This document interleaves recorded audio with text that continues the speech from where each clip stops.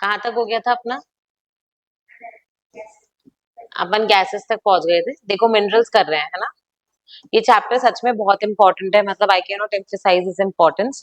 और अपन ने बहुत तमीज से किया है।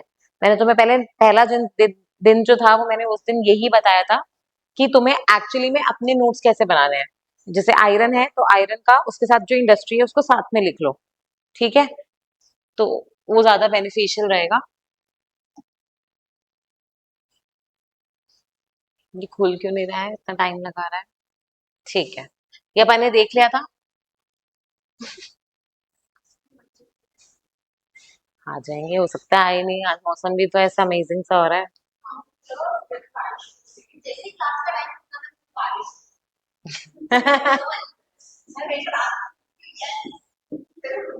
चलो, अपन ने कॉपर तक पढ़ लिया था उस दिन।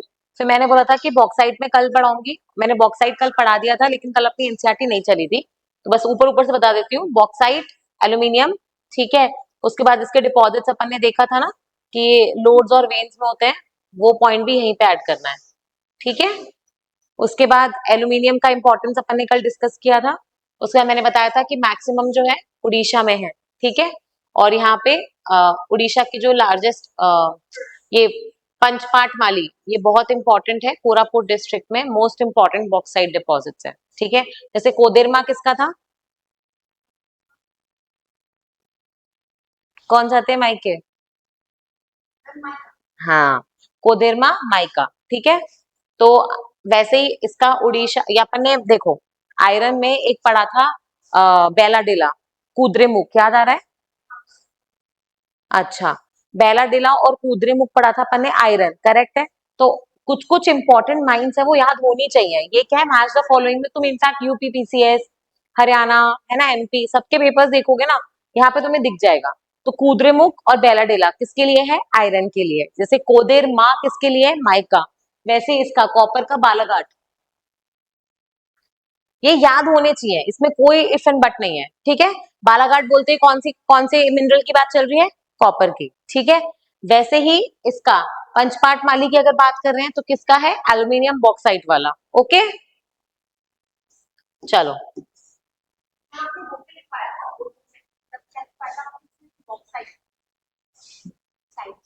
लोड्स एंड वेन्स अपन ने जब ये, हाँ, जब अपन ने जब ये चैप्टर शुरू किया था तब मैंने बोला था ना, कुछ मिनरल्स होते हैं वो ऐसे क्रैक्स में भरे हुए होते हैं, तो उसको अगर छोटा है और बड़ा है तो लोड्स एंड वेन्स बोलते हैं उसको, है ना, वो वाला है, ठीक है। फिर यहाँ पे आ जाओ, माइका अपन ने कल कर लिया था। माइका खाने का इधर, माइका कोडेरमा कहाँ गया? माइका तीन जगह ही मिलता है, एक है राजस्थान, अजमेर किशनगढ़, नेल्लोर आंध्र प्रदेश वाला, और एक छोटा नागपुर में ये कोदेरमा, ठीक है। इसको कैसे याद किया था? माँ मायके जाती है, राइट, तो कोदेरमा और माइका, ठीक है, कोदेरमा और माइका, याद होना चाहिए ये। इसे नींद नहीं पूछना ना, कोदेरमा मतलब माइका, ठीक है। तो ये तीन हो गया। तो माइका के बारे में पढ़ा था। फिर अपन ने देखे थे कि माइनिंग से क्या प्रॉब्लम्स हो रही है, करेक्ट है। फिर अपन कहाँ पहुंचे थे? कंजर्वेशन कैसे करना है, ये पढ़ लिया था कल। ये मैं एक एक पेज लोड करूंगी तो एक एक होगा। फिर है एनर्जी सोर्सेस। एनर्जी सोर्सेस क्या होते हैं? जिससे हमें एनर्जी मिलती है, ठीक है, करेक्ट है क्या? फिर पहले देखो, एनर्जी का डिवीजन ना दो टाइप से होता है, इधर देखो। ये जो एनर्जी सोर्सेज है ना, इनका डिवीजन दो टाइप से होता है। एक होते हैं कन्वेंशनल और नॉन कन्वेंशनल। क्या मतलब होता है इसका? नहीं वो, नहीं, वो होता है रिन्यूएबल और नॉन रिन्यूएबल, समझ गए? नहीं, कन्वेंशनल वो चीज होती है जो आप सालों सालों से यूज करते आ रहे हो। कन्वेंशनल अपन बोलते हैं ना, ये तो कन्वेंशनल तरीका है किसी चीज को करने का। तो कन्वेंशनल मतलब क्या होता है? विच इज बीन यूजिंग, लोग वैसे ही यूज करते आ रहे हैं। जैसे काउडंग है, काउडंग से चूल्हा जलाते हैं, तो वो आज की प्रैक्टिस है या बरसों पुरानी? बरसों पुरानी। तो जब आप ऐसे फ्यूल यूज करते हो एनर्जी के लिए तो वो कौन से कहलाते हैं? कन्वेंशनल, ठीक है। पर नॉन कन्वेंशनल सोर्सेज क्या हो जाएंगे? सोलर एनर्जी, विंड एनर्जी, ये सारे क्या हो जाएंगे? Non conventional sources. समझ में आ रहा है क्या? तो इसका डिवीजन लिख लो एनर्जी सोर्सेज का कॉपी में। कन्वेंशनल,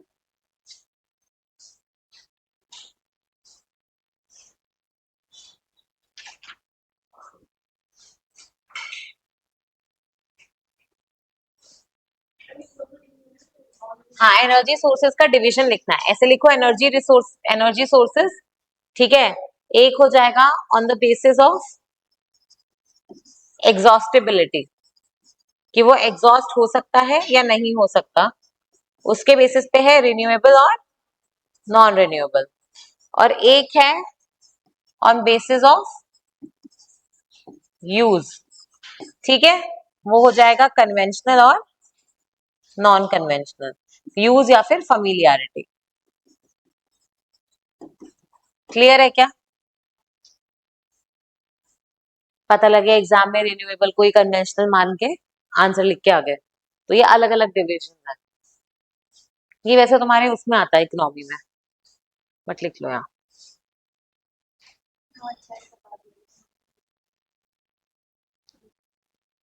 आएगी अभी इकोनॉमी, मेरे शायद मेरे बाद इकोनॉमी लगाएंगे। तो हिस्ट्री भी बाकी है?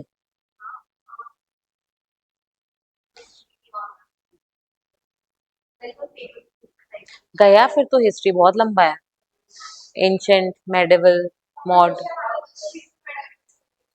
मतलब पढ़ लो, पढ़ लो। जिस दिन किसी फिर किस पता लगा तुम ही वो अनलकी बैच हो जिसमें मेडिवल पूछ लिया। हाँ, कुछ भी होता है, और क्योंकि सिलेबस का पार्ट तो है ही, तुम लोग छोड़ के जा रहे हो, वो तो तुम्हारी रिस्क है, उनकी थोड़ी है। अभी तो टाइम है यार, पढ़ लो सब, छोड़ो कुछ भी। एग्जॉस्टिबिलिटी और वहां पे यूज स्लैश फैमिलियरिटी।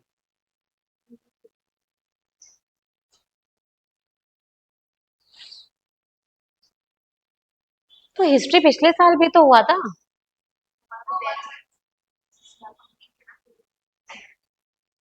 अच्छा, ओके। क्या एनर्जी, एनर्जी और इंडस्ट्रीज दोनों, ठीक है। अब देखो इधर, नॉन कन्वेंशनल क्या होते हैं समझ में आ गया, जो अभी अपन ने बनाए हैं, सोलर, विंड, टाइडल, जियोथर्मल, ये पहले थोड़ी थे, ये तो अब की जनरेशन में टेक्नोलॉजी आई तब बने हैं, ये हो गए ये वाले।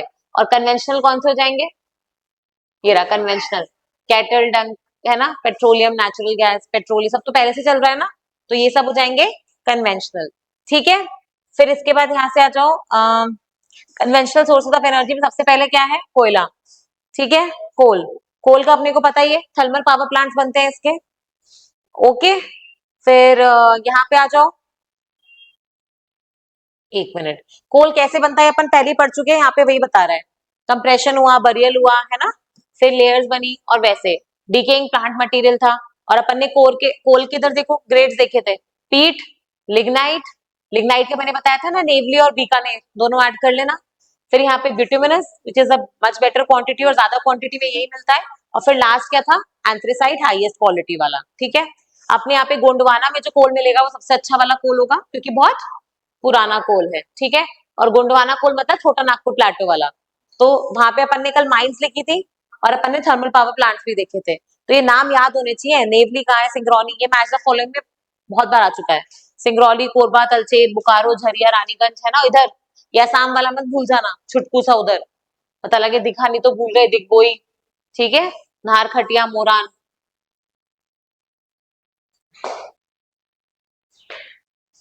हाँ आ गया, चलो। टर्शरी और क्वार्टरनरी कल बताया था ना। टर्शरी मतलब देखो, सबसे पुराना कोल कौन सा है, प्राइमरी कोल, गोंडवाना वाला। उसके बाद जो आया सेकेंडरी, फिर उसके बाद जो आया टर्शरी, और उसके बाद जो आया क्वार्टरनरी, ठीक है। टर्शरी कोल कौन सा है, ये रहा। टर्शरी कोल कौन सा है, जो नया नया सा है, पुराना कोल नहीं है वो, गोंडवाना जितना, ठीक है। और अपन ने कल देखा था ना, ये नॉर्थ ईस्ट में है। चलो, थर्मल पावर प्लांट्स कर लेना। एक थर्मल पावर प्लांट्स में ना, ये लिख लो और खुद से देख लेना, मेगा और सुपर थर्मल पावर प्लांट्स क्या होते हैं, लिखो, मेगा और सुपर थर्मल पावर प्लांट्स क्या होते हैं।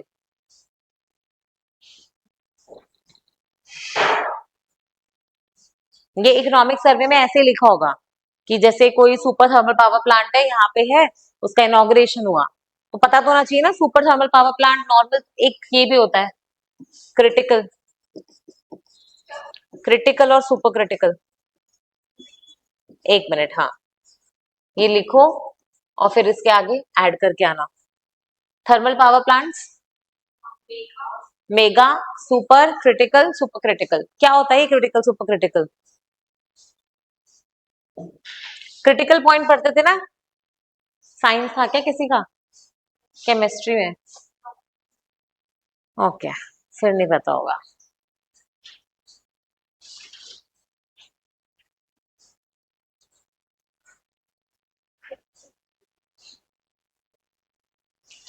ठीक है, चलो पेट्रोलियम पे आ जाओ। पेट्रोलियम भी किससे निकलता है? कल मैंने डिस्टिलेशन यूनिट बताया था, क्रूड वाला। ठीक है, कैसे निकलता है petrol? Petrol, diesel, gas, kerosene सब उसी यूनिट से निकलता है, डिस्टिलेशन यूनिट से। ठीक है, समझ में आ रहा है क्या? उसको डिफरेंशियल डिस्टिलेशन भी बोलते हैं कई बार। ठीक है, डिफरेंशियल डिस्टिलेशन मतलब जहाँ पे डेंसिटी के डिफरेंस के हिसाब से चीजें ऊपर से नीचे अलग अलग तरीके से निकल रही हैं। ठीक है, अब पेट्रोलियम आप देखोगे, कोयले के बाद सबसे इंपॉर्टेंट सोर्स है। पेट्रोल कहाँ पे यूज होता है अपार्ट फ्रॉम गाड़ी? पेट्रोलियम या डीजल दोनों, जनरेटर्स वगैरह में यूज होता है, बड़ी बड़ी फैक्ट्रीज में भी इलेक्ट्रिसिटी के लिए यूज होता है, तो वही चीज लिख रखी है। ठीक है, मैन्युफैक्चरिंग इंडस्ट्रीज में हो जाएगा। और इंडिया में पेट्रोल कहाँ मिलता है? अपन ने कल ऑयल फील्ड्स देखी थी ना, बॉम्बे हाई, गुजरात में अंकलेश्वर, केजी बेसिन, याद आ रहा है? ठीक है, और नेचुरल गैस कहाँ कहाँ मिलती है? एक तो जहाँ पेट्रोल मिल रहा है वहां तो मिल ही रही है, प्लस राजस्थान में भी मिलती है, जैसलमेर, बीकानेर, जोधपुर, बारां, है ना, सांचौर बेसिन। एचपीसीएल की रिफाइनरी डल रही है ना? हाँ, एचपीसीएल की रिफाइनरी पे आरएएस में 18 से लेकर 24 तक हर साल आरएएस मेंस में क्वेश्चन आ रहा है, every year. It is a mega project. ठीक है, एचपीसीएल की जो रिफाइनरी डल रही है ना राजस्थान गवर्नमेंट के साथ मिलके, एवरी ईयर 18 का पेपर उठाना, 21 का उठाना, 23 का और 24 का, हर साल आ रहा है। 5 नंबर 10 नंबर, 5 नंबर 10 नंबर। ठीक है, तो और तब भी बच्चे नहीं लिख के आ रहे हैं तो प्रॉब्लम क्या है? हम प्रीवियस ईयर क्वेश्चन ही सॉल्व नहीं करते हैं। ये तो बेसिक आना ही चाहिए, है ना?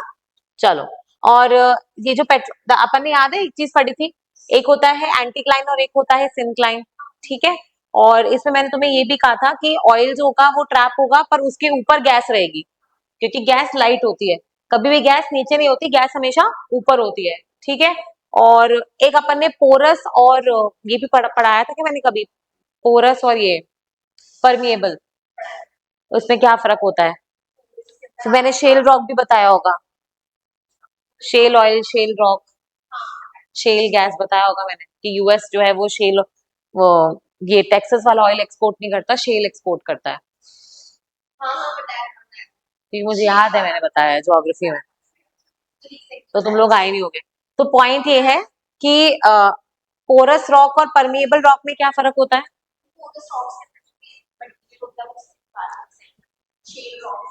हाँ देखो, पोरस और परमिएबल का मतलब क्या होता है? जिसमें छेद होते हैं वो चीज क्या होती है? और जब ये छेद ऐसे लाइन में हो जाए कि तुम कुछ यहाँ से डालो और ये यहाँ से निकल जाए, वो क्या होता है? परमिएबल। अगर रॉक परमी, समझ रहे हो क्या? पोरस और परमिएबल दो अलग अलग शब्द हैं।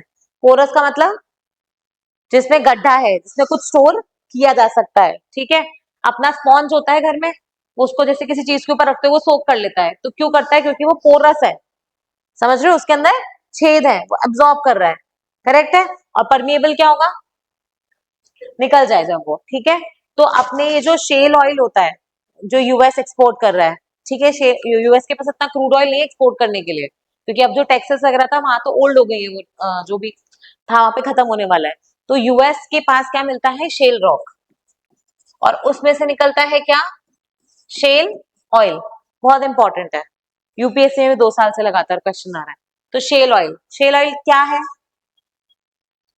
शेल ऑयल क्या है? एक स्पेसिफिक टाइप ऑफ रॉक होता है शेल रॉक, उसमें मिलने वाला ऑयल क्या होता है? Shale oil. ठीक है, ये शेल ऑयल की क्या खास बात है? ये ऐसे रॉक्स में है जो पोरस तो है बट परमिएबल नहीं है। कैसे रॉक्स में है, दोबारा बोलो? पोरस है बट परमिएबल नहीं है। तो मुझे बताओ, जब परमिएबल नहीं है तो निकलेगा कैसे? दिक्कत आएगी नहीं आएगी? इसीलिए जब अपन नॉर्मल जब ऑयल निकालते हैं तो अपन वर्टिकल ड्रिलिंग करते हैं कि अपन ने डाला, खींचा और ऑयल और गैस निकल जाता है। शेल ऑयल के लिए अपने को वर्टिकल प्लस हॉरिजॉन्टल करना पड़ता है, और इसके लिए जो टर्म यूज होता है वो होता है फ्रैक्चरिंग। क्या यूज होता है? Fracking, hydraulic fracking. हाँ, हाइड्रोलिक। ठीक है, फ्रैकिंग। इसमें क्या होता है? आप ऊपर से पहले वो डंडा डालते हो, जैसे इस रॉक में ऊपर से डालोगे, ठीक है, यहाँ तक पहुंच गए, तुम्हें लगा यहाँ पे है, यहाँ पे फिर क्या करोगे, हॉरिजॉन्टल ड्रिलिंग, और फिर वापस ऊपर निकालोगे। और ये ऐसे तो निकलेगा नहीं, इसको पुश करना पड़ेगा। तो पुश करने के लिए हम इसमें मिक्सचर डालते हैं, इसमें पानी डालते हैं बहुत सारा, और पानी के साथ साथ थोड़े थोड़े लुब्रिकेंट्स, जैसे गुआर गम। गुआर गम क्या है? जैसलमेर के सारे किसान अमीर हो गए इससे। सच में, झूठ थोड़ी बोल रहे हो। किसी को नहीं पता गुआर की इतनी वैल्यू कैसे हुई। गुआर क्या था, तुम लोग खाते हो क्या गुआर वगैरह? हाँ, वो जो गुआर गम का पेड़ होता है, वो कितनी चीप होती है वो चीज, उसको ले बेच बेच के लोग अरबपति बन गए हैं। यूएस में शेल रॉक का इन्वेंशन हुआ, वहां पे उनको रियलाइज हुआ कि हमें ये जो मिक्सचर निकालना है, इसके लिए हमें क्या चाहिए, थोड़ा सा उसको गाढ़ा बनाना पड़ेगा, सिर्फ पानी से नहीं निकलेगा। तो पानी में उन्होंने क्या मिक्स किया, गुआरगम। और गुआरगम का one of the largest producers कौन है, इंडिया। इंडिया में कहाँ प्रोड्यूस होता है ये, डेजर्ट एरियाज में, गुजरात राजस्थान में। क्या अमीर हुए हैं लोग एकदम, पता नहीं था उनको एक्सपोर्ट क्यों हो रहा है, बस हाँ खेती करो खेती करो, समझ रहे हो, क्योंकि उनको तो आगे से ऑर्डर आ रहा है। तो गुआर गम मिक्स किया था, ठीक है। तो सोचो कितनी यूजलेस सी चीजें तुम्हें लगती है है ना। This is what is called as magic, ठीक है। तो यहाँ पे हाइड्रोलिक फ्रैक्चरिंग, तो ये मेंशन कर लो अगर नहीं किया है, पर मैंने पढ़ाया है पहले, मुझे याद है, ठीक है। मेंशन कर लो, क्योंकि क्वेश्चन अब पेट्रोल पे से नहीं आएगा, क्वेश्चन किस पे से आएगा, शेल रॉक पे से। लिखो, पोरस और परमिएबल, पहले तो लिखो पोरस और परमिएबल में क्या फर्क होता है, बहुत छोटी छोटी चीजें हैं।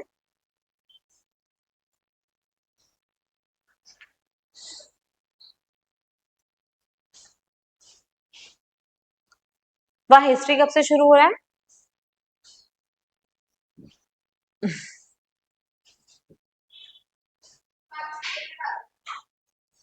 हम्म, अब तो गई तुम्हारी 4-5 महीने, 5-6 महीने गए तुम्हारे दिसंबर तक हिस्ट्री में। अरे easily, ancient, ancient, medieval, modern, world history, post independence. History बहुत लंबा है।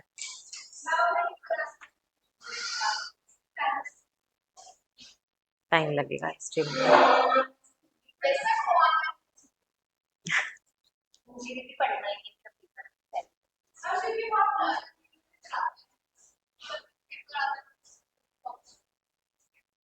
तुम इस साल थोड़ी दे रही हो एग्जाम, अगले साल, हाँ। ठीक है, पोरस परमिएबल लिख लिया, इसमें डायग्राम बना लो पोरस और परमिएबल का।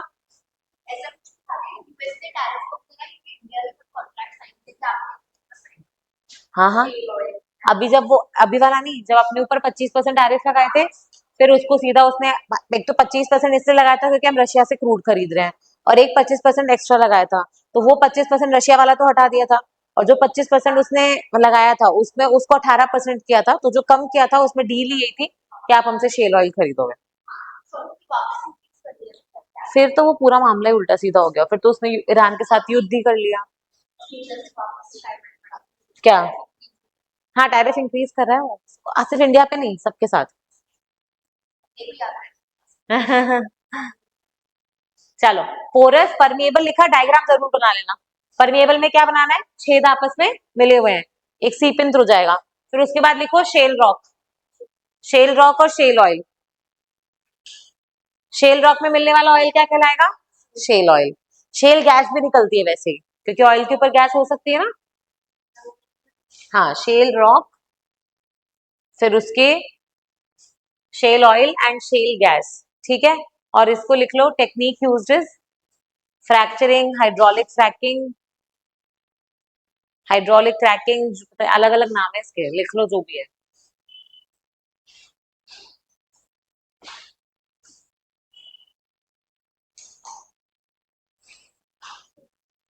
हम्म,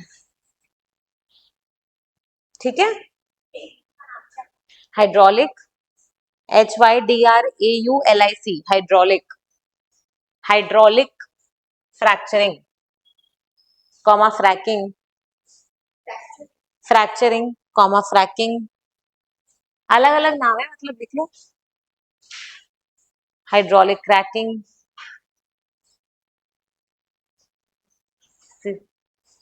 कॉमा क्रैकिंग।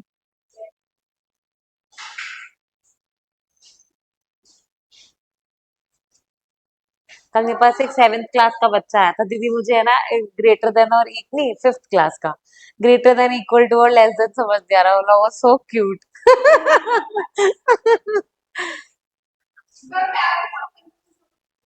सच में फिर मैंने उसको वैसे समझाया, मैंने कहा देख बड़ी मछली छोटी मछली को खाती है, तो जिसकी तरफ मुंह है वो खाएगा दूसरे को, तो वो बड़ा है वो दूसरा वाला छोटा है। It was so sweet, I was like इतने इतने छोटे डाउट्स भी होते हैं। चलो आ जाओ। पेट्रोलियम में हो गया, अपन ने कल देख ही लिया था, मुंबई हाई, गुजरात, असम, तीनों देखे थे अपन ने। और अंकलेश्वर वाला देख लिया था, असम में दिग्बोई, नाहर, खटिया, मोरान, अभी भी बताया, तब भी बताया था, ठीक है।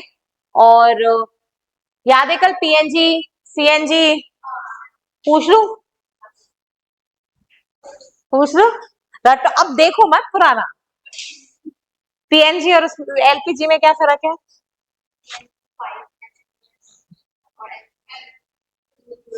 और फिर क्या आगे, ये तो फुल फॉर्म बता रहे हो।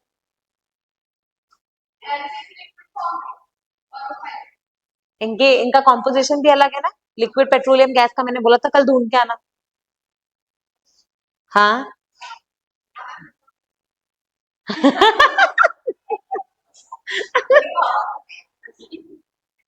यार तुम लोग गजब हो यार। ठीक है, लिख लेना ये चीजें।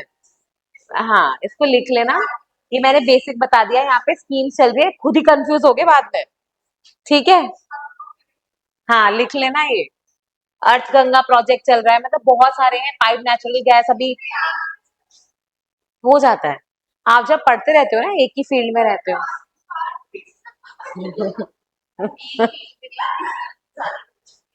नहीं नहीं हो जाता है, रिवीजन करते रहा करो, पता है सिर्फ पढ़ा मत करो, क्वेश्चन सॉल्व किया करो। मतलब this is the trick, I tell you, if I have cleared all the prelims, ठीक है, यूपीएससी आर, मतलब ऐसा कोई एग्जाम नहीं है जो मैंने दिया हो फिर मेरा इंटरव्यू स्टेज तक नहीं पहुंची हो, ठीक है, हार्डली 1-2 मार्क्स इधर उधर, मुझे लगता है मैं रैंडमली जैसे आरबीआई ग्रेड भी लिख के आई थी टाइम पास के लिए, क्योंकि मुझे पढ़ाना था कहीं, तो आई वाज लाइक चल खुद भी पेपर देख के आते हैं। तो प्री मेंस के इंटरव्यू, नहीं मैंने तो प्री मेंस दिया, उसके बाद मैं इंटरव्यू के लिए गई नहीं, मुझे करना ही नहीं था, मैं तो टाइम पास के लिए गई थी, हम लाइक भाई साहब ये तो टाइम पास में मत दो, क्यों देना है। मतलब देखो फोकस क्लियर रखो, अगर पहले दो एक दो अटेम्प्ट इसमें अच्छे से दो जो तुम्हारा मेन गोल है, फिर मुझे लगता है कि नहीं हो रहा ना, तो एक चीज के पीछे चिपक के नहीं रहना चाहिए, क्योंकि उस टाइम तक 2 अटेम्प्ट तक तुम्हारे पास इनफ नॉलेज आ जाती है, उसमें इन्हांसमेंट का जो स्कोप रहता है ना बहुत कम रहता है, तब फिर बैकअप में कुछ कर लो, या तो जॉब कर लो या कुछ और चीज देख लो, वैसे है, ठीक है। बट एक चीज के पीछे डिप्रेशन में मत चले जाना, कम बैक फ्रॉम दैट, है ना, life is much more than this, तो वो वाला चीज है। ओके, तो कैसे याद करेंगे चीजें, कैसे याद रखेंगे, कोई भी प्रीलिम्स का जो एग्जाम होता है ना, जैसे कोई भी एग्जाम है, अगर वो एमसीक्यू बेस्ड है, तो कोशिश करो कि तुम लोग, जैसे प्रीलिम्स का बता देती हूँ मैं तो यूपीएससी का, हाउ विल यू नो कि अगर 100 क्वेश्चन है तो मुझे इतना अटेम्प्ट करना है, चाहे पेपर कैसा भी हो, टफ है, इजी है, मीडियम है, कैसा भी पेपर है, हाउ विल यू नो कि मुझे इतने क्वेश्चन अटेम्प्ट करना है, रीड करना है, मतलब ये नंबर फिक्स होना चाहिए तुम्हारा, कि पेपर चाहे इजी आए, चाहे बहुत डिफिकल्ट आए, चाहे मीडियम आए, क्वेश्चंस कितने अटेम्प्ट करने हैं, क्योंकि नहीं, ये नंबर रैंडम नहीं होता है, ये नंबर आएगा तुम्हारे जितने तुम पेपर सॉल्व करोगे ना, पीवाई क्यूज या मॉक्स लगाओगे, वहां से तुम्हें समझ में आएगा कि तुम्हारा एक्चुअली में राइट कितने जाते हैं और नेगेटिव कितने जाते हैं, और इसके हिसाब से तुम अपना एक नंबर फिक्स करते हो। जैसे मेरा नंबर क्या था, 85 to 90, बहुत डिफिकल्ट पेपर है तो मैं 85 क्वेश्चन अटेम्प्ट करती थी, इजी है तो मैं 90 करती थी आउट ऑफ 100, क्योंकि इसमें जो मेरा स्कोर होता था ना कि मेरा नेगेटिव कितने क्वेश्चन आएंगे, मैक्स टू मैक्स 20 से 21, आई न्यू इट, पेपर चाहे इजी आए चाहे डिफिकल्ट आए, बट ये जो 20 से 21 का फिगर है ना, ये कितने सारे मॉक्स, मतलब आई थिंक अगर मैं प्री का एग्जाम देने जाती थी, क्योंकि पढ़ाई तो अब हो चुकी थी जो भी था, तो कम से कम 5 से 6 हजार क्वेश्चन सॉल्व करती थी मैं, और मुझे सॉल्विंग क्वेश्चंस में ही मजा आता था, उससे रिवीजन भी होता था और उससे नई चीजें भी सीखने को मिलती थी। तो सिर्फ पढ़ना नहीं है, क्या करो, क्वेश्चन सॉल्व। तो जिनका जैसे जो अगले साल अटेम्प्ट कर रहे हैं उनको तो मैं यही बोलूंगी कि अभी पेपर्स दे रहे हैं, अगले साल दे रहे हैं, एमसीक्यू सॉल्व करो, जैसे तुम नेट जीआरएफ का पेपर दे रहे हो, पीवाई क्यूज लगाओ, ठीक है। और कैसे करोगे, एग्जाम जैसे जैसे एग्जाम में बैठ के करते हो ना वैसे, ये नहीं है कर लिया देख लिया एक क्वेश्चन कर लिया फिर, वो नहीं, ढंग से बैठ के पेपर दो, चेक करो प्रॉपर कि कितना मार्क्स आ रहा है, कितने सही हो रहे हैं, कितने गलत हो रहे हैं, फिर वहां पे आंसर सोल्यूशन लेके देखो। शुरू में 2-3 टेस्ट करोगे, बहुत जोर आएगा, फिर उसके बाद मजा आएगा। ठीक है। Paper solving is the most happening part.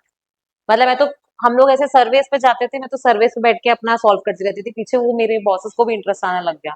अरे हम क्वेश्चन पूछना, क्वेश्चन क्योंकि उनके भी छोड़े हुए बहुत टाइम हो गया, तो उन सबको मजा आता है क्वेश्चन सॉल्व करने में। ठीक है, क्योंकि अभी तो पढ़ रहे हो, कभी तो जॉब भी करोगे, फिर एग्जाम भी दोगे, फिर क्या करोगे, है ना?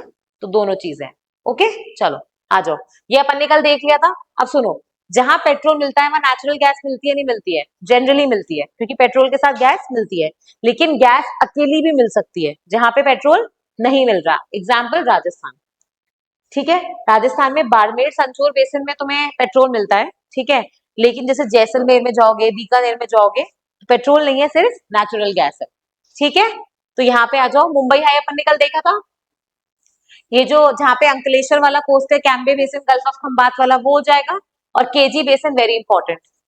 इंडिया में शेल ऑयल के, ये लिख लो, एक होमवर्क लिखो। इंडिया में शेल ऑयल कहाँ कहाँ डिस्कवर हुआ है, वो पता होना चाहिए। समझ रहे हो क्या? इंडिया में शेल ऑयल कहाँ कहाँ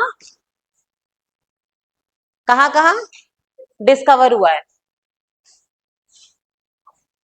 एक और लिख लो इसके अंदर नया एडिशन, वो है कोल बेड मीथेन। क्या है? इधर देखो,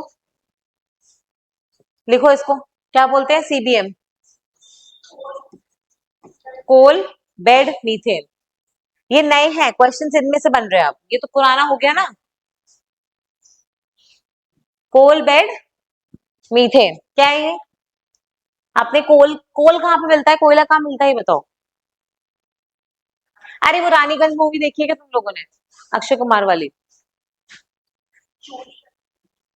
चोरी?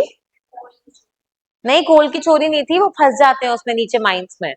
इधर देखो, कोल कहाँ मिलता है ये बताओ। कोल माइंस में मिलेगा। माइंस मतलब अंडरग्राउंड का ही होता है ना, अंडरग्राउंड नीचे जाते हो आप, ऐसे वो लिफ्ट से भेजते हैं, फिर वो जाके उसको स्क्रैप करते हैं, ऊपर लेके आते हैं। तो उसमें कई बार देखा होगा, वो मूवी में भी दिखाया है कि अच्छा, गोल्ड माइंस, हाँ ठीक है ठीक है। हाँ, तो ये कोल जो होता है ना, इसके ऊपर कोल में आखिर में क्या है, कार्बन ही तो है। और अपने को पता है कि कार्बन जो होता है, उसी से मीथेन बनती है और उसी से CO2 बनता है, करेक्ट है। पर CO2 कब बनेगा? जब बहुत सारा ऑक्सीजन होगा। और ऑक्सीजन नहीं होगा तो जनरली क्या मिलेगा? ये CH4 और CO। तो ये जो CH4 अपने को कोल के माइंस में मिलता है, इसको क्या बोलते हैं? समझ में आ गया? तो ये भी है तो नेचुरल गैस, पर नेचुरल गैस नहीं बोलते, क्या बोलते हैं? कोल बेड मीथेन, इसलिए लिख लो इसको। इंडिया ने इसका टारगेट बना रखा है, आई थिंक 100 मिलियन टन का। हाँ, कि कोल बेड मीथेन पे मतलब हम लोग इतना प्रोडक्शन करेंगे। बजट में भी था, इसलिए इंपॉर्टेंट है।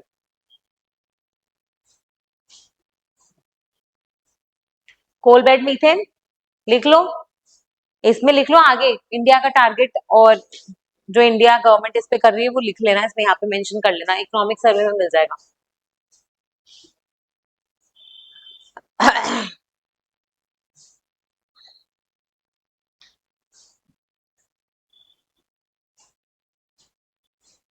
ठीक है क्या? पक्का? हो गया? चलो, तो कोल बेड मीथेन और ये वाला, आ, ये यहाँ पे लिख लो। और ये और लिखना है कि शेल ऑयल के इंडिया में कहाँ कहाँ डिस्कवर हुआ है, वो लिख लिया। ठीक है, एक एग्जांपल है उसका केजी बेसिन, केजी बेसिन में शेल ऑयल मिला है। केजी बेसिन ऑक्शन में किसने लिया है, कौन सी कंपनी के पास है? रिलायंस। ठीक है, चलो। अब ये बहुत इंपॉर्टेंट है।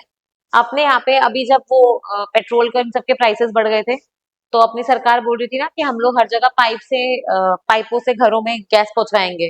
तो वो कौन सी थी? Pipe natural gas. ठीक है, तो पाइप कौन डालता है हमारे यहाँ? देखो, 3 चीजें होती हैं, इसको याद कर लो, ये पता नहीं इकोनॉमी कब होगी तुम्हारी। इधर देखो, एक तो होता है कि जैसे यहाँ पे तेल का वो है, भंडारा है, ठीक है, कोल का भंडार है, यहाँ से तुमने क्या किया, एक्सट्रैक्शन, करेक्ट है। एक होता है इसका तुमने किया प्रोसेसिंग, प्रोसेसिंग बन के तुम्हें क्या मिल गया, पेट्रोल डीजल वो सब, गैस है ना, और एक होता है डिस्ट्रीब्यूशन, करेक्ट है क्या। तो ये प्रोसेस होती है, इसी को अपस्ट्रीम और डाउनस्ट्रीम बोलते हैं। अपस्ट्रीम मतलब क्या होता है, अपस्ट्रीम मतलब क्या होता है, ये आगे भी आएगा तुम्हारे, अपस्ट्रीम एंड डाउनस्ट्रीम क्या होता है। अच्छा वो रिवर में है? अरे फोर, हाँ वही बोट वाले क्वेश्चंस में, अपस्ट्रीम जा रहे हो तो माइनस करना है, डाउनस्ट्रीम जा रहे हो तो सी प्लस एस हो जाएगा। ये बताओ मुझे तो तुम पहले, अपस्ट्रीम डाउनस्ट्रीम ये वाला, ये क्या होता है। देखो मैथ्स में बता देती हूँ, मैथ्स पढ़े तो अपस्ट्रीम में क्या था कि पहले जो हो रहा है ना, तो इसमें सपोज करो मैंने तुमसे बोला कि डिस्टिलेशन यूनिट है, डिस्टिलेशन यूनिट में अंदर क्या जा रहा था, क्रूड, और बाहर निकल रहे थे बहुत सारे प्रोडक्ट्स। अपस्ट्रीम क्या होगा, ये वाला प्रोसेस, कि आपने एक्सप्लोरेशन करके क्रूड कैसे निकाला, और डाउनस्ट्रीम क्या होगा, यहाँ से कंज्यूमर तक कैसे पहुंचा। लिख लो ये, यही चीज तुम्हारे पीडीएफ में भी आएगी, यही चीज एग्रीकल्चर में भी आएगी, अपस्ट्रीम और डाउनस्ट्रीम, अपस्ट्रीम और डाउनस्ट्रीम, कितनी छोटी छोटी चीजें है ये। चलो, अपस्ट्रीम और डाउनस्ट्रीम, अपस्ट्रीम क्या होगा, from exploration, basically raw material की सप्लाई, लिख लो, raw material supply, upstream is raw material supply,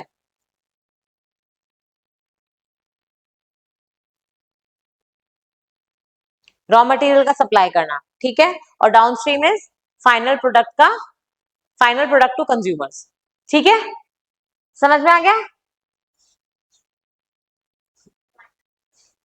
final product to consumers, अब समझ में आ जाएगा ना डाउनस्ट्रीम क्या होता है, अपस्ट्रीम और डाउनस्ट्रीम।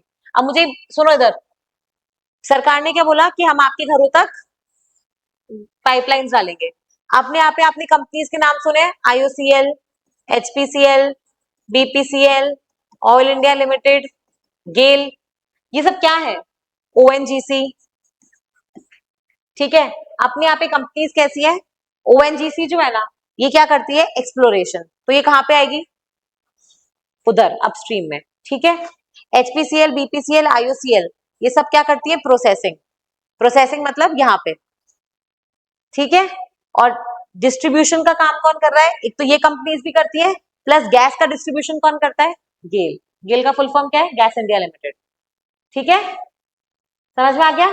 तो अपने घरों में जो पाइपलाइंस डालेगी वो कौन सी कंपनी डालेगी, क्लियर है। छोटी छोटी चीजें हम रोज सुनते हैं पर हमें बेसिक्स नहीं पता होते, तो इसलिए समझ नहीं आता, क्लियर है। अब कोई पूछेगा तेल कौन निकाल रहा है, ओएनजीसी, अपने इंडिया ने बोला था कि हम दुबई में जाके वहां पे भी तेल निकालेंगे, तो कौन सी कंपनी जाएगी वहां, ओएनजीसी, आईओसीएल नहीं जाएगी, समझ में आ गया, है सारी सरकारी कंपनी पर विभाजित है, ठीक है। ओएनजीसी, ओएनजीसी की विदेश, ओएनजीसी विदेश लिमिटेड करके कंपनी है, वो करती है बाहर एक्सप्लोरेशन, ठीक है। फिर इंडिया में कुछ बनाना है तो, और फिर डिस्ट्रीब्यूशन करना है तो गेल। तो अब यहाँ पे HVJ pipeline extremely important, Hazira Vijaipur Jagdishpur, Hazira कहाँ पे है, गुजरात, ये विजयपुर कहाँ पे है, एमपी, जगदीशपुर कहाँ पे है, बेसिकली यहां से यहां तक पूरी एक पाइपलाइन, ठीक है, जो यहां से सीधा गैस लेके जाएगी और कहां तक पहुंचा देगी, ऊपर। वैसे ही एक और प्रोजेक्ट है, उसको क्या बोलते हैं, ये अर्थ गंगा, लिखो भाई, मेंशन कर लो, न्यूज में है ये, बजट में मेंशन्ड है, अपने आप लिख के आना, ये होमवर्क अरे ये चीजें देखो मैं क्यों बता रही हूँ, इस साल के बजट में आई है ना, तो पता एटलीस्ट कहीं सुना होगा तो सुना सुना तो लगेगा, ठीक है। तो एचवीजे पाइपलाइन है, देख लो किसकी पाइपलाइन है ये, गैस की, कौन डालेगा इसको, देख लो किसने डाली है, आप कंफ्यूज हो गए क्या ये, ठीक है। क्या कर रही है ये, मुंबई हाई से बेसिकली बहुत सारी गैस लेके जा रही है, और यहाँ पे जगदीशपुर और विजयपुर में क्या है, बहुत सारे फर्टिलाइजर प्लांट्स है, ठीक है, मैन्युफैक्चरिंग इंडस्ट्रीज है, तो वहां पे गैस प्रोवाइड करती है ताकि इलेक्ट्रिसिटी बन सके, करेक्ट है। ये अर्थ गंगा ईस्टर्न स्टेट्स को, ईस्टर्न स्टेट्स मतलब उड़ीसा, ठीक है, बिहार, झारखंड, बंगाल, उस साइड पे ये गैस प्रोवाइड करेगा, गैस का पाइपलाइन नेटवर्क डालेगा, ठीक है। चलो इसमें आ जाओ। आ, ये तो ठीक है, देख लेना तो। ओके, फिर आ जाओ इलेक्ट्रिसिटी पे। इलेक्ट्रिसिटी क्या होती है भाई साहब? बिजली, विद्युत है। इलेक्ट्रिसिटी क्या होती है? इलेक्ट्रिसिटी के बिना जीना जीना मुश्किल है ना, इम्पॉसिबल सा ही है बिना इलेक्ट्रिसिटी के। तो इलेक्ट्रिसिटी कैसे कैसे कैसे बन सकती है? एक तो हाइड्रो इलेक्ट्रिसिटी, पानी से। एक अपने होते हैं thermal power plants. Thermal power plants coal पे भी चलते हैं, पेट्रोल और डीजल और गैस, गैस पावर प्लांट बोलते हैं उनको, पर थर्मल एनर्जी इससे निकलती है। एक हाइड्रो इलेक्ट्रिसिटी हो सकती है जब टरबाइन घूमेगा, ठीक है। और इलेक्ट्रिसिटी कैसे बन सकती है? न्यूक्लियर पावर, वहां से भी तो इलेक्ट्रिसिटी बन सकती है। सोलर से बन सकती है, विंड से बन सकती है, करेक्ट है, तो वही बता रहे हैं, ठीक है। एक एक इलेक्ट्रिसिटी ली है। हाइड्रो इलेक्ट्रिसिटी कहाँ से बनेगी? हाइड्रो इलेक्ट्रिसिटी का प्रिंसिपल क्या होता है? कौन सी एनर्जी में कन्वर्ट हो रही है? भाई अल्टीमेटली ब्रह्मांड में एनर्जी कंजर्वेशन का प्रिंसिपल है ना। सुना है कि energy can never be created nor be destroyed, it can only be transformed from one form to another. ये लाइन तो सुनी होगी, 7 से आ रही है हर बार एनसीईआरटी में, ठीक है। एनर्जी का सिर्फ प्रारूप बदलता है। एनर्जी ना तो नष्ट होती है ना बनाई जा सकती है, क्योंकि एनर्जी कहाँ से आ रही है? बैक टू ब्रह्मांड। पढ़ा था बिग बैंग थ्योरी? तो उस छोटे से जो ब्लॉब में एनर्जी थी ना, उसी एनर्जी वो ही पूरे यूनिवर्स में सर्कुलेट हो रही है। एनर्जी क्रिएट नहीं की जा सकती, तो जो यहाँ थी ना वही रहेगी, ठीक है, सिर्फ फॉर्म बदल रहा है। तुम बॉल को यहाँ रखते हो, फिर ऊपर फेंकते हो, तो फेंकी तो काइनेटिक एनर्जी, ऊपर गई तो पोटेंशियल एनर्जी, वापस आई तो काइनेटिक एनर्जी, करेक्ट है। मोटर से रोज टंकियां भरते हो, कौन सी एनर्जी से कौन सी एनर्जी है?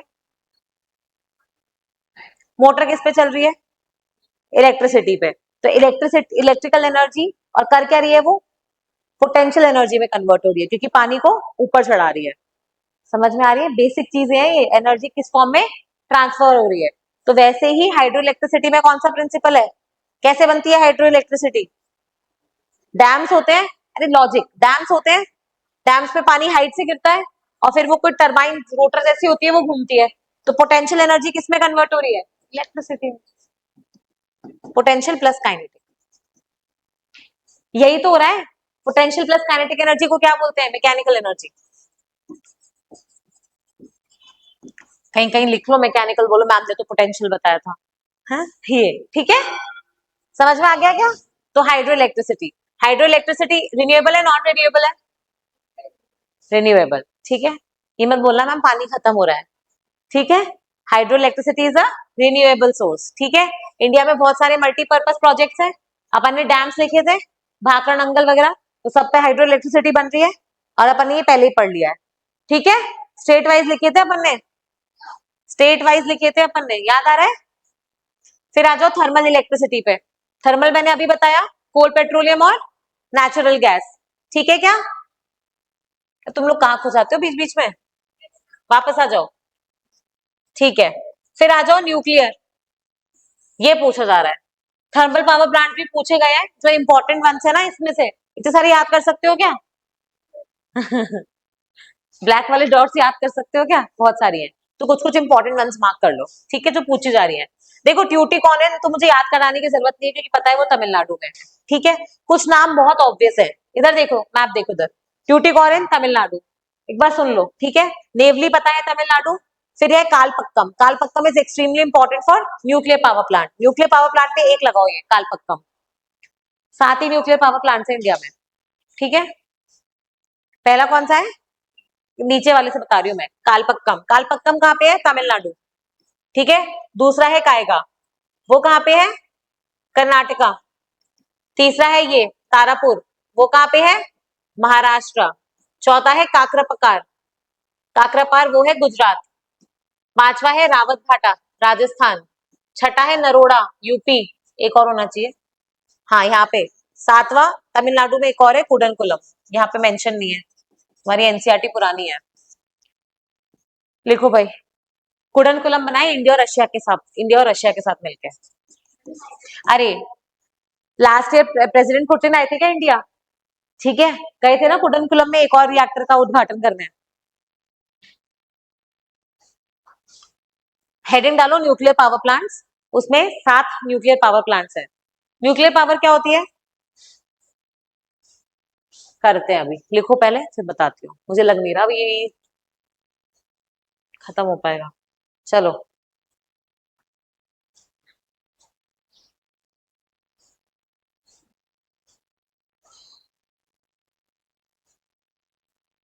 न्यूक्लियर पावर प्लांट्स, ठीक है। 7th है ना ये, कुडनकुलम तमिलनाडु में, लिखो। एनसीईआरटी में मिसिंग मिसिंग है। कुडनकुलम, KUDANKALAM, KU कुडन कलम तमिलनाडु। 7 न्यूक्लियर पावर प्लांट्स है, तमिलनाडु में 2 हैं, कालपक्कम और कुडनकुलम। फिर है कायगा कर्नाटका, गुजरात में सॉरी महाराष्ट्र में तारापुर, गुजरात में काकरापार, राजस्थान में रावत भाटा और यूपी में नरोड़ा। क्लियर है? अरे Bhabha atomic research centre, Trombay वगैरह सुना है क्या? BARC, Bhabha atomic research centre, Trombay.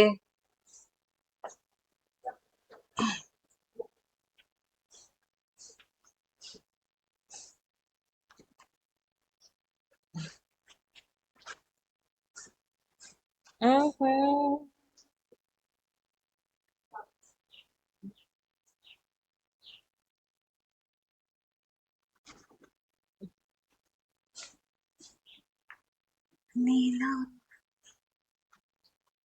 जल्दी जल्दी यार, बहुत स्लो लिख रहे हो।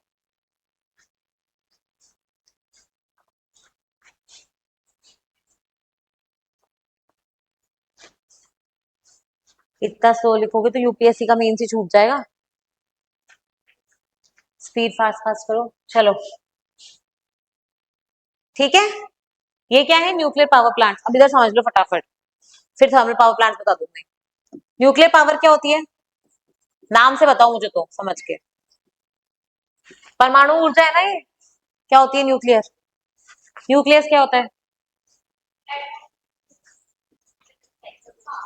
एटम का सेंटर, ठीक है, उसको क्या बोलते हैं? न्यूक्लियस। न्यूक्लियस में क्या होता है? प्रोटॉन और न्यूट्रॉन्स, और इलेक्ट्रॉन्स के आजू बाजू में चक्कर लगाते हैं, ठीक है। न्यूक्लियर एनर्जी क्या होती है? वो एनर्जी जो किसी परमाणु के न्यूक्लियस में है। अब न्यूक्लियस में है मतलब, मुझे बताओ, प्रोटॉन्स क्या है? Positively charge.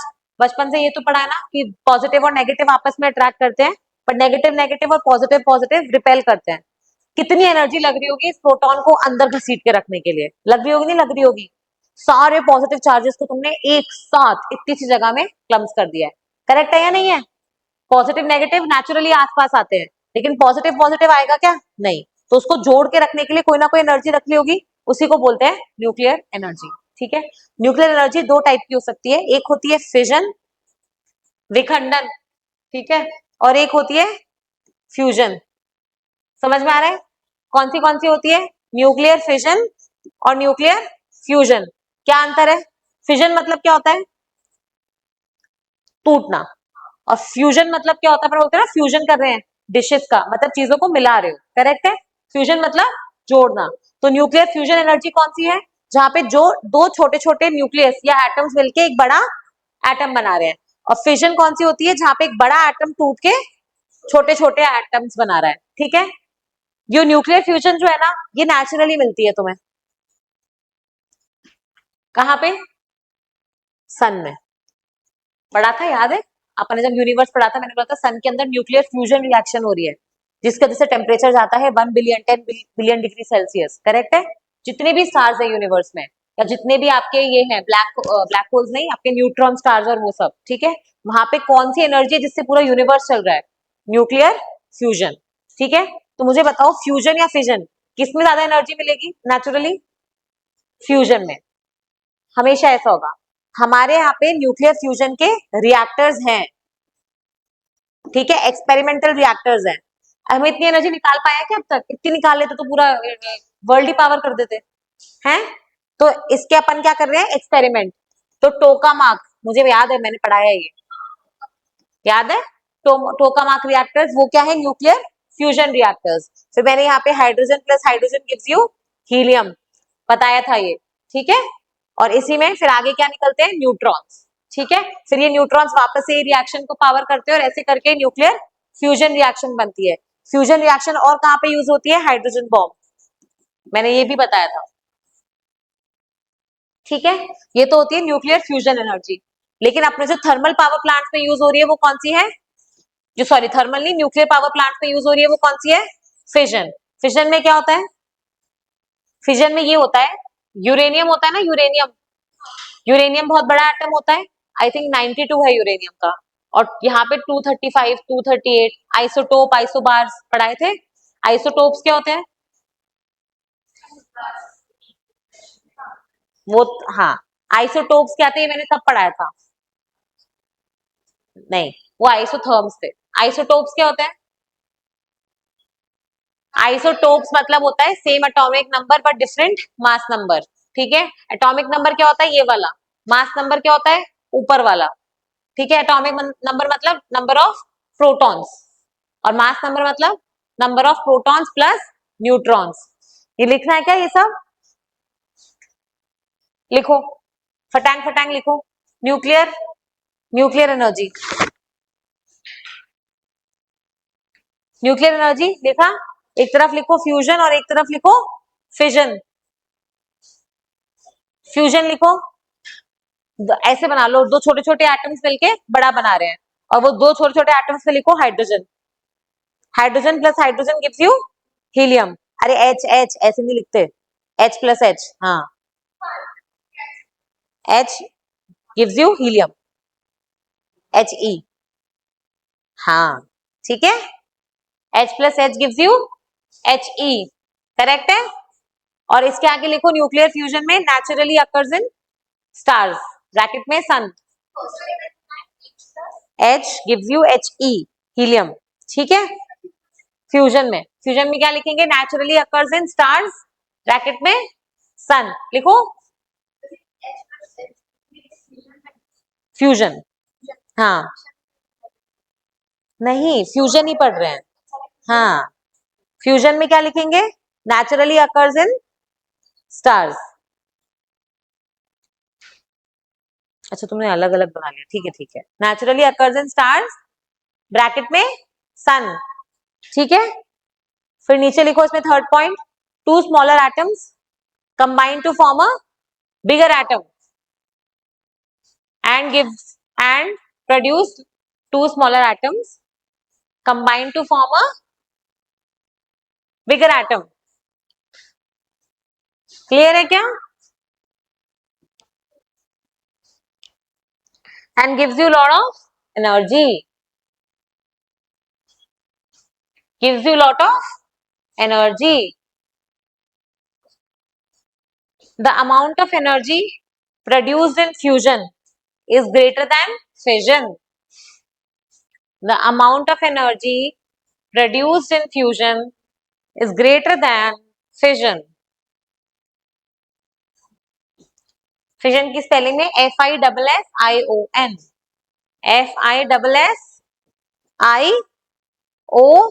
FISSION, ठीक है। फिर लिखो nuclear fusion experimental reactors, nuclear fusion experimental reactors, हाँ फ्यूजन है ना, experimental reactors called tokamak, tokamak reactors called tokamak, ठीक है। इसमें चाइना अपना बना रहा है, उसको बोलते हैं टोकामाक ईस्ट, ठीक है। इसी में एग्जांपल लिख लो, टोकामाक ईस्ट चाइना, ठीक है। एक है ITER, ITER, ITER वो कौन बना रहा है, मेनी कंट्रीज टुगेदर। तो ये तुम्हारा होमवर्क है, कल देखोगे इस प्रोजेक्ट में बहुत सारी कंट्रीज टुगेदर हैं। पता है ये ऐसा प्रोजेक्ट है जिसमें इंडिया, चाइना, रशिया, US सब साथ में। कभी सोच सकते हो, देख लो ITER में, चाइना भी है उसमें, यूएस भी है, या रशिया नहीं है, चेक कर लेना। आईटीआर में लिख लो यहाँ पे कंट्रीज। हाँ हाँ, इंडिया है, India is a part of this. ठीक है, ये तुम्हारा यहाँ पे करंट अफेयर्स वाला भी करवा दिया। अब इसमें लिखो, इसमें लिख लो, this reaction is also use in hydrogen bomb. This reaction is also use in hydrogen bomb.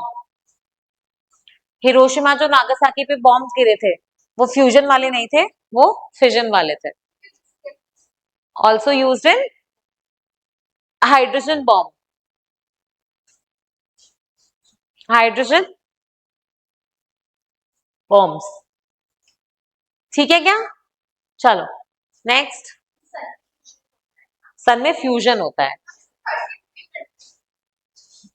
Check करना है इसमें कंट्रीज की लिस्ट।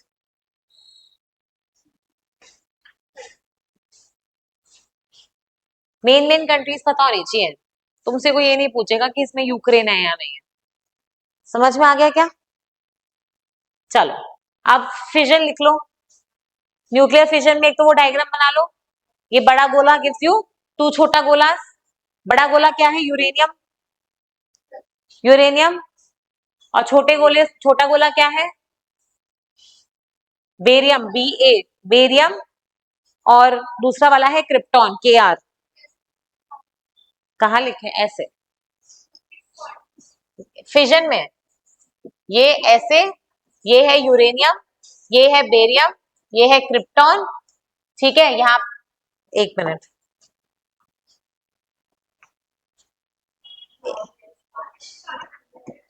सुनो सुनो, क्या हो गया? ये कल भी ऐसे ही हुआ था ना, मुझे लग रहा है सोते सोते जागता है। न्यूट्रॉन, यहाँ पे न्यूट्रॉन्स बना लो और प्लस एनर्जी, ये रिएक्शन ऐसे बना लो। हाँ, न्यूट्रॉन्स और energy, plus neutrons plus energy. ठीक है क्या? फिजन रिएक्शन, फिजन में क्या होता है? One large atom breaks into smaller atoms and produces energy, and produces energy. One large atom breaks into smaller atoms and produces energy.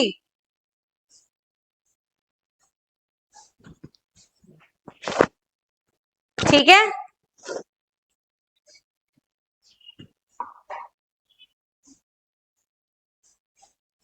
Clear है क्या? ये हो रही है क्यों?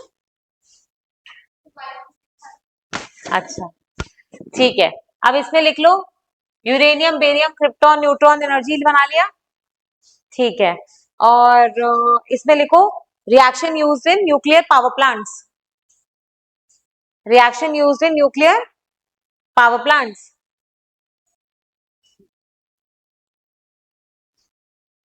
ठीक है, फिजन में, फिजन में reaction used in nuclear power plants. फिर उसके नेक्स्ट लिखो इसी में न्यूक्लियर बॉम्ब्स, ब्रैकेट में हिरोशिमा एंड नागासाकी, तो अपने आप याद आ जाएगा। ठीक है, न्यूक्लियर बॉम्ब्स ब्रैकेट में हिरोशिमा एंड नागासाकी। कहाँ पे है ये दोनों? जापान, है ना? वहां पे कौन सा बॉम्ब गिराया गया था? ये वाला। ठीक है, अब यहाँ पे यूरेनियम है, यूरेनियम की जगह प्लूटोनियम भी हो सकता है। ठीक है, प्लूटोनियम भी हो सकता है, पीयू। हाँ, जो दो बॉम्ब गिरे थे ना हिरोशिमा और नागासाकी में, एक का नाम क्या था? लिटिल बॉय, दूसरे का फैट मैन। एक में यूरेनियम था और एक में प्लूटोनियम था।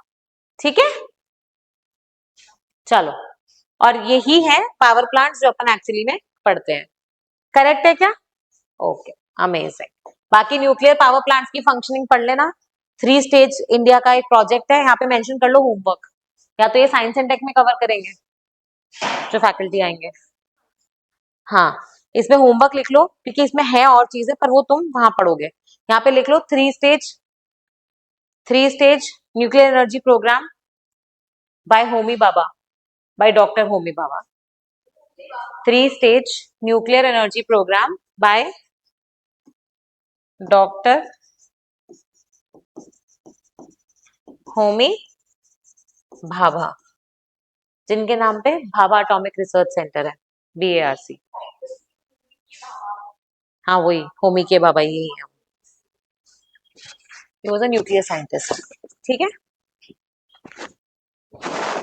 a great friend philosopher of Dr. Vikram Sarabhai as well। ठीक है,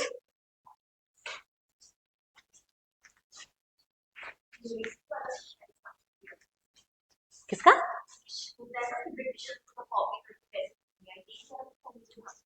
नहीं नहीं, ये तो न्यूक्लियर साइंटिस्ट है। ठीक है, चलो यहाँ पे लिख लिया 3 स्टेज न्यूक्लियर प्रोजेक्ट, और इसमें न्यूक्लियर रिएक्टर की फंक्शनिंग वो भी लिख लो। न्यूक्लियर रिएक्टर कैसे फंक्शन करता है, उसमें कूलेंट क्या होता है, वो सारी चीजें साइंस एंड टेक।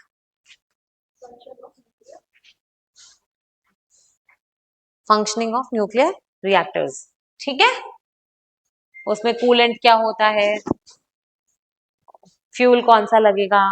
ठीक है, अब गर्मी लग रही है, एक चला देती हूँ, दोनों बंद कर दिए मैंने। ठीक है क्या, चलो अब यहाँ पे थर्मल पावर प्लांट्स देख लो कौन से इंपॉर्टेंट है। देखो एनएनओर जो नाम है ट्यूटिकोरिन, इसको देख के समझ में आना है चाहिए ये तमिलनाडु में है। ठीक है, इधर आ जाओ, विजयवाड़ा आंध्र प्रदेश, आई थिंक सुना हुआ भी होगा। फिर यहाँ पे पहले कोट्टागुडम और रामागुंडम, ये बहुत इंपॉर्टेंट जगह है, ये तेलंगाना में है, पहले आंध्र प्रदेश रखते थे हम, अब तेलंगाना में। ठीक है, फिर यहाँ पे आ जाओ, चंद्रपुर तो पता है ना महाराष्ट्र में है, फेमस भी है इनफैक्ट काफी। फिर यहाँ पे आ जाओ, नासिक पता ही होगा। ठीक है, उकई डैम अपन ने पढ़ा था याद है, तप्ती रिवर पे गुजरात लिखा था वहां पे, तो उकई कहाँ पे है, गुजरात। ठीक है, ट्रॉम्बे तो समझ में आ रहा है बॉम्बे से है तो महाराष्ट्र। ठीक है, फिर कोड़ाडी नहीं याद करो चलेगा, सतपुरा MP में है। ठीक है, फिर यहाँ पे अमरकंटक MP, फिर सिंगरौली पढ़ाई था अपन ने। ठीक है, यहाँ पे आ जाओ, छत्तीसगढ़ में कोरबा पढ़ा था ना, तलचेर अपन ने पढ़ाई था। ये इंपॉर्टेंट है, एक है चंद्रपुर और एक है चंद्रपुरा, एक है चंद्रपुर और एक है चंद्रपुरा। चंद्रपुरा कहाँ पे है, झारखंड। ठीक है, बरौनी बिहार, वेरी इंपॉर्टेंट, बरौनी में रिफाइनरी भी है इंडियन ऑयल की। ठीक है, IOCL की, बरौनी बिहार। ठीक है, फिर उसके बाद यहाँ पे आ जाओ, दुर्गापुर अपन ने वहां पे भी देखा था बंगाल वाले में, कोलकाता सबको पता ही है, यहाँ पे और कुछ काम का नहीं है। नामरूप रिफाइनरी इंपॉर्टेंट है, आसाम में है। ठीक है, कहाँ पे है, आसाम में। नामरूप में रिफाइनरी भी है और नामरूप में ये भी है थर्मल पावर प्लांट। ठीक है, फिर इधर आ जाओ, दिल्ली फरीदाबाद बताने की जरूरत नहीं है।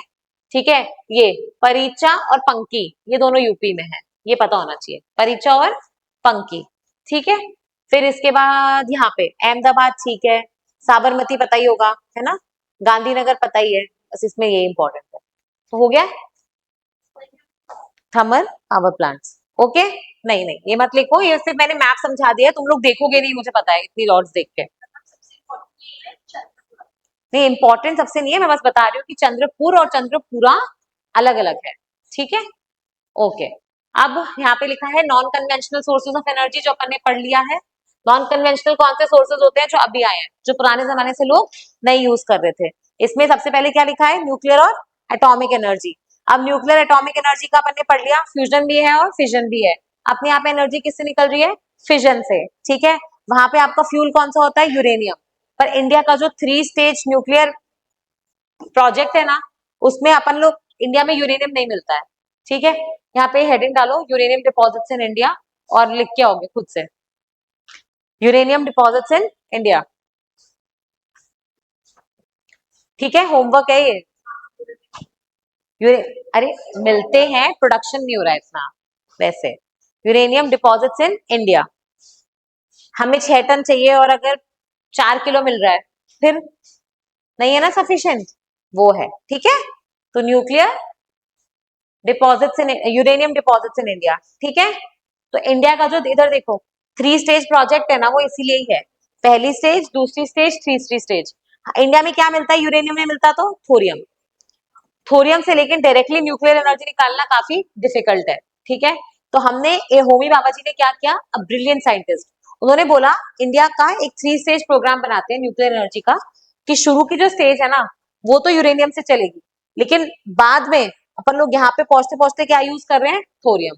तो हमें बाद में, अभी हमारी फर्स्ट जितने भी पावर प्लांट्स हैं वो कौन से हैं, फर्स्ट स्टेज वाले, ठीक है। इंडिया सेकंड स्टेज पे एक्सपेरिमेंट कर रहा है। तो कालपक्कम पढ़ा था अपन ने, कालपक्कम एक्चुअली में सेकंड स्टेज वाला रिएक्टर है, फास्ट ब्रीडर रिएक्टर, ठीक है। और थर्ड स्टेज अभी तक बनाई नहीं। थर्ड स्टेज किस पे चलेगा प्योरली? इंडिया में क्या मिलता है अभी, किस पे चल रहे हैं प्रोजेक्ट, और शिफ्ट कहाँ पे हो रहा है, ठीक है। विद इन 100 ईयर्स हम हो जाएंगे। उसके बाद मतलब उसके बाद हमें यूरेनियम की जरूरत ही नहीं पड़ेगी, और न्यूक्लियर एनर्जी से बहुत सारी एनर्जी निकलती है। समझ में आ गया क्या? तो ये था three stage project. Brilliant scientist हुए नहीं हुए? आप उस चीज से जहां पे अपने पास डेफिशिएंसी है आप एक्सेस पे जा रहे हो, ठीक है। यही चीज यहाँ लिखी है कि यूरेनियम और थोरियम कहाँ पे है, झारखंड, अरावली रेंजेस। और ये लिख के आना, इसमें 2-3 जगह और है, ठीक है। थोरियम कहाँ मिलता है? मोनाजाइट सैंड्स में, वेरी इंपॉर्टेंट। जो बीच सैंड होती है ना, केरला, उड़ीसा, आंध्र प्रदेश, कर्नाटका, जो भी कोस्टल स्टेट्स में, वहां पे क्या मिलता है? थोरियम। थोरियम किसमें मिलता है? मोनाजाइट सैंड में। क्लियर है क्या ये चीज? पक्का? चलो, फिर एक और नॉन कन्वेंशनल सोर्स क्या होता है? Solar energy. सोलर एनर्जी में क्या करेंगे अपन? लिखो, सोलर प्रोजेक्ट्स। एक तो सोलर एनर्जी में लिखोगे सोलर प्रोजेक्ट्स, फेमस फेमस वाले, बड़े बड़े वाले। जैसे भद्रा का नाम सुना है? भद्रा कहाँ पे है? राजस्थान। बहुत बड़ा प्रोजेक्ट है, ठीक है, 2 गीगावाट वाला। समझ में आ रहा है क्या? अरे पहले तो बताओ ये क्या होता है, कौन सा बड़ा होता है इसमें से?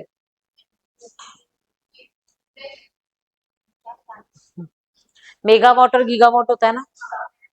MW GW कौन बड़ा होता है इसमें से? गीगा, ठीक है। हाँ, देख, अब देख लो, ये पूछा है आरएस में। पिको, फेम्टो, मेगा, गीगा, टेरा, पीटा, फेम्टो, वो अरेंज करने को बोला था डिसेंडिंग ऑर्डर में। समझ में आ गया? तो बेसिक्स क्लियर होने चाहिए, समझ में, ठीक है। चलो, अब आएगा सोलर एनर्जी। तो यहाँ पे होमवर्क लिखो, solar projects in India state wise, ठीक है। या तो मैप पे बना लेना या फिर टेबल बना के लिखना है ये। सोलर प्रोजेक्ट्स इन इंडिया बड़े बड़े वाले, भद्रा है जैसे, ठीक है। ओमकारेश्वर पे बन रहे हैं फ्लोटिंग सोलर प्रोजेक्ट। फ्लोटिंग मतलब पानी के ऊपर सोलर प्लेट्स, ठीक है। करेक्ट है या नहीं है? अभी कैनाल्स के ऊपर भी लगाने लग गए हैं, ठीक है।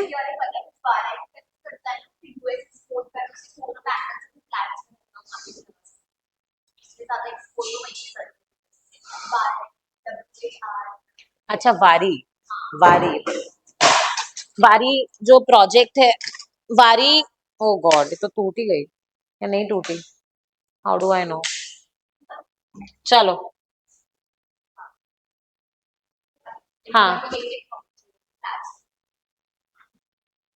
सोलर पैनल्स तो बहुत कंपनी बना रही है, भारी भी सोलर पैनल्स ही बना रही है। हाँ, फ्लैट पे रहते हैं, करेक्ट करेक्ट। बारी एक्चुअली फेमस ही इसलिए हुई है, ठीक है। सोलर सोलर पैनल्स जो है ना, सोलर सोलर पैनल्स में कौन सी एनर्जी किस में कन्वर्ट हो रही है? सन की एनर्जी इलेक्ट्रिसिटी में कन्वर्ट हो रही है, ठीक है। तो ये सोलर एनर्जी जो है, इसमें एक तो ये बिल्कुल सही कह रहे हैं, बारी वाला है। तो सोलर पैनल्स जो होते हैं, 2 तरीके के प्रोजेक्ट्स होते हैं सोलर में। एक होता है रूफटॉप सोलर प्रोजेक्ट्स, ठीक है।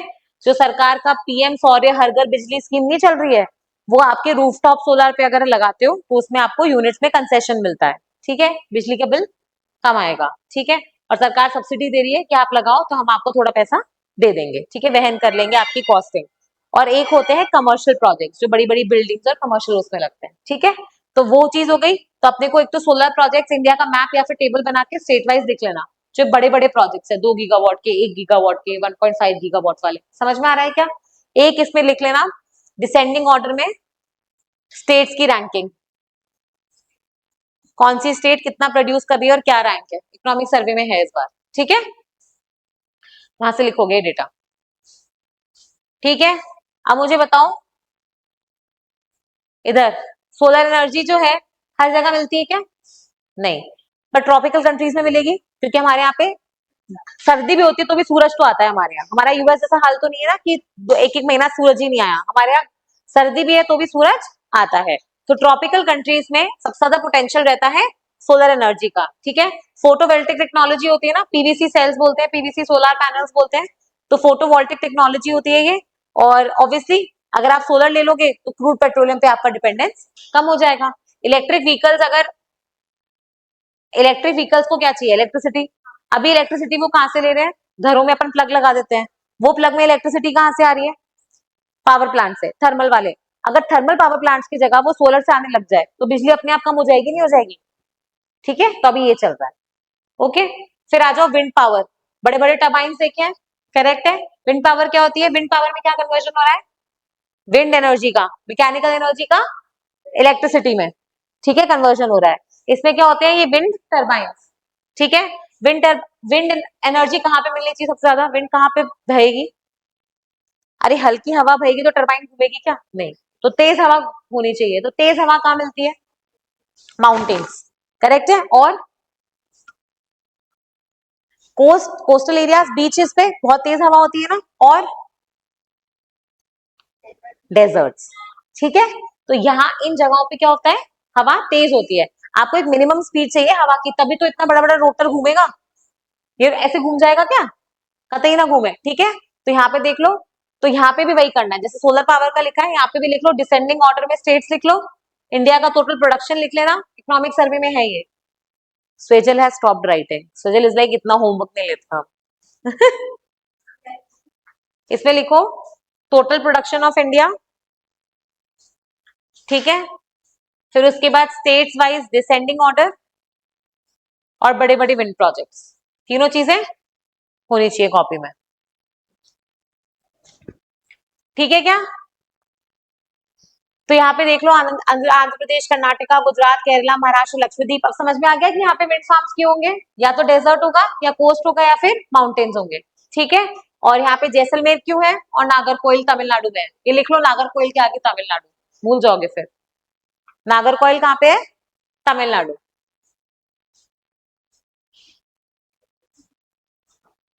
ठीक है। चलो लास्ट है ये,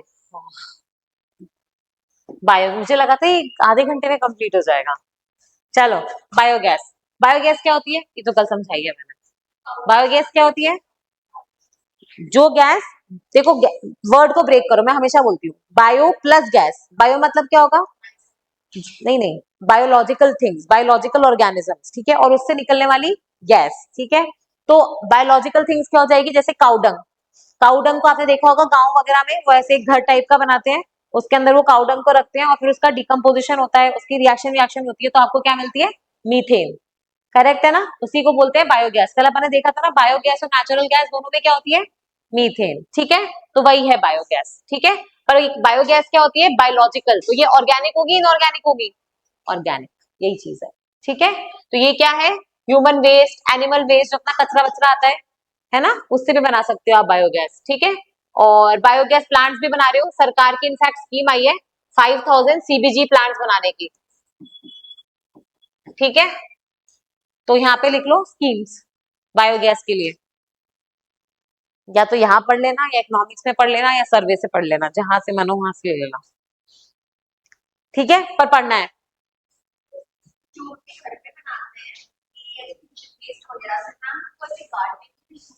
वो मैन्योर होता है, देखो सुनो, अब तुम लोग प्लांट ही देख लो कैसे चलता है इधर।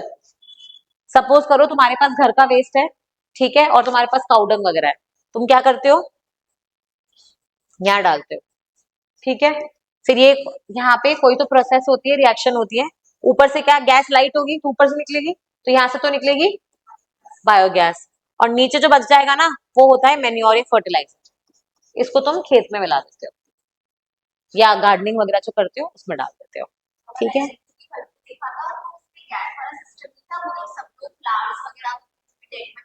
वो तो वो करते हैं कंपोस्टिंग, निकाल के डालना तो पड़ेगा ना, अच्छा, कंपोस्टिंग होता है वो, ठीक है। एक होती है कंपोस्टिंग,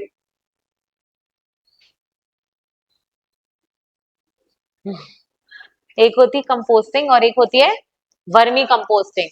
वर्मी कंपोस्टिंग क्या होती है, वर्मी कंपोस्टिंग इज बेसिकली जब आप अर्थवॉर्म्स को यूज करते हो। कंपोस्टिंग क्या होती है, एक गड्ढा बनाओ, ठीक है, उसमें अपना वेस्ट डाल दो। अब वेस्ट कौन सा होना चाहिए, ऑर्गेनिक। ऑर्गेनिक वेस्ट में क्या होगा, आपके फूल पत्ती फ्रूट्स के जो मतलब छिलके वगैरह होते हैं, आपका किचन वेस्ट होता है, काउडंग वगैरह भी डाल सकते हो इसमें। हाँ ठीक है ठीक है, काउडंग क्या बोलते हैं इसको, यहाँ पे इसको सब कुछ मिक्स किया, ठीक है। उसके बाद क्या किया अपन ने, इसको छोड़ दिया। ये अपने आप यहाँ पे जो ऑर्गेनिजम्स होते हैं, छोटे छोटे कीड़े मकोड़े, वो क्या करेंगे, इसको खाएंगे और फिर इसको कन्वर्ट कर देंगे छोटे छोटे मेन्योर में। तो ये तो होता है कंपोस्टिंग। और जब इसमें इसी में तुम अर्थवॉर्म्स डाल दोगे तो क्या बन जाएगा, vermi composting. IFOS Indian forest services के मेंस में 10 नंबर का क्वेश्चन था, वर्मी कंपोस्टिंग। ठीक है, UPSC is going back to basics. और बहुत पुराना नहीं है, 2024 IFS मेंस में आया है। ठीक है, चलो ये हो गया। बायोगैस, गोबर गैस प्लांट्स इंडिया में लगाते हैं, मैंने बता दिया वो प्लांट्स कैसे बनेंगे, है ना, ये ऐसे ऐसे बनते हैं, ठीक है। ओके, टाइडल एनर्जी अपन ने पहले भी पढ़ी थी, टाइड से जो मिलती है अपन ने वहीं पे पढ़ ली थी। अपन ने वहां पे वो भी लिखा था बे ऑफ फंडी, और इंडिया में कहाँ का बन सकती है, तो ये वहां से हो जाएगा। और जियोथर्मल एनर्जी, जियोथर्मल एनर्जी क्या होती है, ये लास्ट चीज है, अर्थ के अंदर, ये अपन ने तब भी पढ़ी थी कि जो अर्थ के अंदर हीट होती है, मैग्मा वैग्मा के पास से जब होते हो तो वहां से मिलती है आपको जियोथर्मल एनर्जी। मैंने तब भी बताया था कि यूएस में सबसे ज्यादा एक्सप्लोर हो रही है, इंडिया में अपन ने पूगा वैली, मणिकरण, याद है वहां पे लिखा था कि जियोथर्मल एनर्जी यूज हो सकती है, करेक्ट है। फिर है आपका कंजर्वेशन, एनर्जी का कंजर्वेशन क्यों करना है, रिन्यूएबल का करना है, नॉन रिन्यूएबल का करना है, नॉन रिन्यूएबल का, ठीक है। तो नॉन रिन्यूएबल का अपने को कंजर्वेशन करना है, क्यों करना है, एक बार खत्म हो गए दोबारा आएंगे नहीं, ठीक है। तो और पॉपुलेशन बढ़ रही है, डिमांड बढ़ रही है, ठीक है। World has enough for, world has needs but not for